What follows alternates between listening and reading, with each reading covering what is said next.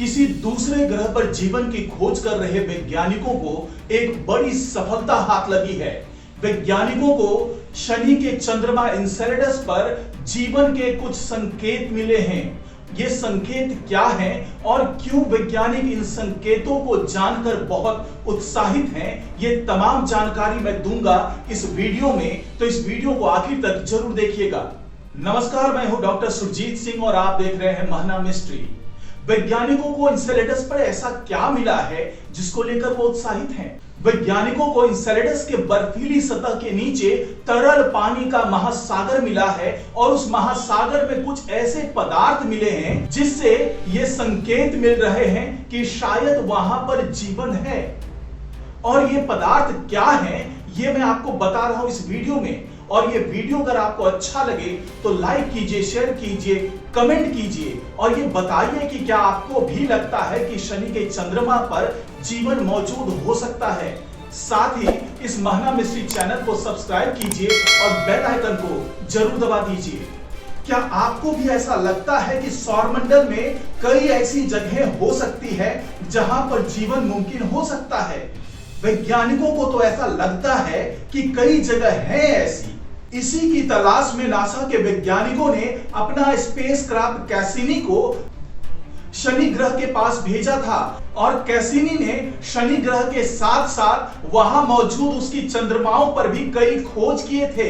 इसी खोज का नतीजा है शनि का जो चंद्रमा है एन्सेलेडस, और वहां पर जो कैसिनी ने तमाम साक्ष्य और सबूत जुटाए थे, उसके आधार पर वैज्ञानिक अब ये कह पा रहे हैं कि शायद एन्सेलेडस पर जीवन की मौजूदगी हो सकती है, क्योंकि कैसिनी 2017 में ही शनि के सतह पर क्रैश हो चुका था। लेकिन उससे पहले उसने जो तमाम सबूत और साक्ष्य भेजे हैं नासा को, उसी का विश्लेषण कर रहे थे ये वैज्ञानिक। और उसी के विश्लेषण के बाद जो तमाम रिपोर्ट्स मिल रहे हैं उससे ये पता चल रहा है कि एन्सेलेडस के पानी में फास्फोरस की मौजूदगी है। ये वही फास्फोरस है जो जीवन के लिए बेहद अहम होता है और उसके बीच की कड़ी होता है। वैज्ञानिकों के मुताबिक सौरमंडल में जीवन की तलाश के प्रमुख लक्ष्यों में से ये एन्सेलेडस था। जब से नासा ने शनि के चंद्रमा एन्सेलेडस का भ्रमण किया है, तब से इस पिंड के बारे में बहुत सारी नई चीजें देखने को मिल रही है। उसी में से यह फास्फोरस एक अहम कड़ी है, क्योंकि यह फास्फोरस वहां के महासागर में प्रचुर मात्रा में पाया गया है। जैसा कि मैंने आपको बताया कि एन्सेलेडस की सतह के नीचे तरल पानी की उपस्थिति की खोज इसी कैसिनी ने की थी और वहां की बर्फीली सतह में आई दरारों से निकले हुए बर्फीले दानों और भाप के गुब्बारों के उत्सर्जन के नमूनों का विश्लेषण किया था।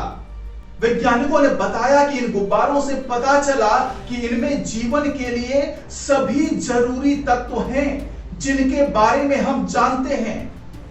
लेकिन ऐसा नहीं है कि एन्सेलेडस पर केवल फास्फोरस ही मिला है, बल्कि नासा की टीम ने ऐसे प्रमाण भी खोजे हैं जिनसे पता चलता है कि शनि के चंद्रमा की प्रॉपर्टी के नीचे के महासागरों में ये तत्व मौजूद हैं और ये खोज दूरगामी नतीजे देने वाले साबित हो सकते हैं।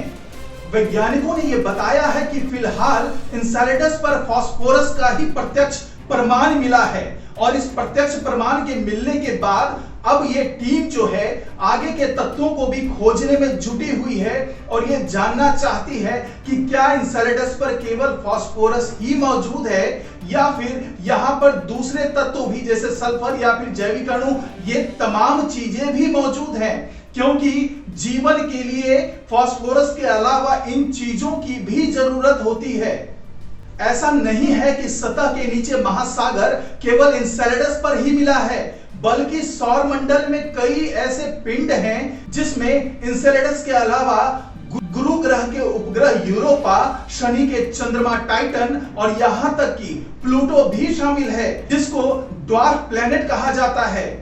आपको बता दें कि पृथ्वी की सतह के तरह ही महासागर होने के लिए कई बातें जरूरी होती है। इसके लिए सबसे जरूरी यह होता है कि ये ग्रह या पिंड अपने तारे से एक निश्चित दूरी के दायरे में रहे, जिससे उस पिंड की सतह पर तापमान इस तरीके का हो जिससे पानी ना तो भाप बनकर उड़ सके और ना ही ठंडा होकर जम जाए। लेकिन अगर महासागरों की आंतरिक दुनिया की बात करें तो ये दूरी थोड़ी कम या ज्यादा भी हो सकती है। वैज्ञानिक अगर पृथ्वी के अलावा कहीं किसी ग्रह पर जीवन की मौजूदगी का पता करने में जुटे हुए हैं तो उसमें उनकी खोज जो है वो जैविक अणु, अमोनिया, सल्फर, फास्फोरस जैसे तमाम जीवन का समर्थन करने वाली रासायनिक ऊर्जा भी शामिल है।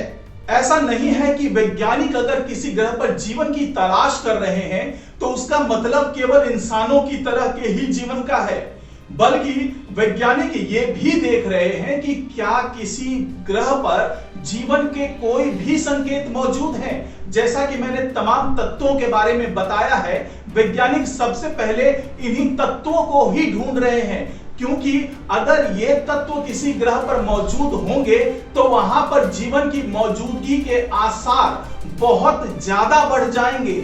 और वैज्ञानिक केवल इस बात को जानना चाहते हैं कि क्या कहीं पर भले ही सूक्ष्म तौर पे ही सही कोई जीव मौजूद है, भले वो इंसान की तरह ना हो, कोई सूक्ष्म जीव हो, कोई एक कोशीय जीव हो, ताकि ये समझ में आ जाए कि उस ग्रह पर जीवन की उत्पत्ति के लायक कंडीशंस हैं। और अगर कंडीशन है तो वैज्ञानिक अपनी इन्हीं खोज के आधार पर अपने रिसर्च को आगे बढ़ाएंगे और उस ग्रह पर फोकस करेंगे कि क्या इन तत्वों के अलावा, सूक्ष्म जीव के अलावा, एक कोशिकीय जीव के अलावा भी कोई बड़ा जीव वहां मौजूद है।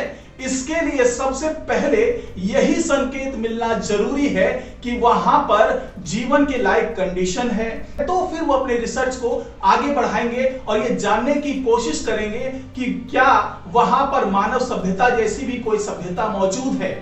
तो इस रिपोर्ट में फिलहाल इतना ही। नमस्कार।